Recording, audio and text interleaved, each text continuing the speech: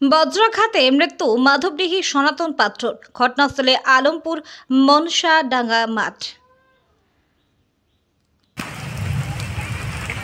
আজ পূর্ব বর্ধমানের রায়না ২ নম্বর ব্লকের আলমপুর মনসাডাঙ্গা মাঠে বজ্রপাতে মৃত্যু হল এক বৃদ্ধ কৃষকের। মৃত ব্যক্তির নাম সনাতন পাত্র, বয়স ৬১।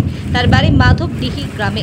জানা গিয়েছে, এদিন মাঠে কাজ করার সময় হঠাৎই বজ্রপাত হলে সেখানেই লুটিয়ে পড়েন তিনি।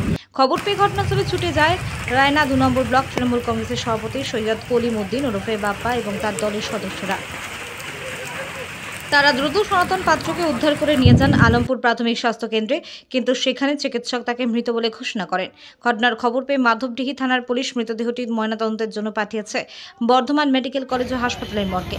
স্থানীয় মানুষজন এই ঘটনায় শোকাহত। প্রাকৃতিক দুর্যোগে কৃষিকাজে নিযুক্ত থাকা বহু মানুষের জীবন